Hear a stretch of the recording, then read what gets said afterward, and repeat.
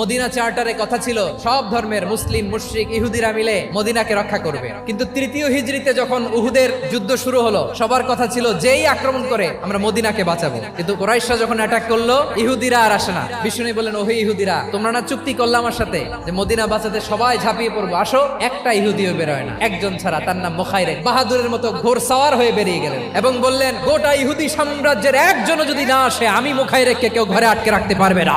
বেরিয়ে আসলেন, এসে বললেন, আমি মুহাম্মদের পক্ষে যুদ্ধ করব। আমি মারা গেলে আমার সম্পদ আমার উত্তরাধিকারীরা পাবে না, আমার সম্পদ তোমরা মুহাম্মদকে দিয়ে দিবা। সুবহানাল্লাহ বলেন। উহুদের ময়দানে 70 জন মুসলমান শহীদ হলো। এই ইহুদি, সেও মুসলমানের পক্ষে যুদ্ধ করে নিহত হলো। মুসলিমদের লাশের পাশে মুখাইরিকের লাশ দেখে বিশ্বনবী মুখাইরিকের প্রতি অনেক খুশি হলেন। আর বিশ্বনবী খুশি হয়ে বললেন, মুখাইরিক, যদিও তুমি ইহুদি, তারপরেও তুমি সব ইহুদিদের মধ্যে সেরা ইহুদি। পড়েন সুবহানাল্লাহ। আমার নবী ইহুদিকেও সম্মান দিতে কার্পণ্য করে নাই। আওয়াজ করে বলেন আল্লাহু আকবার।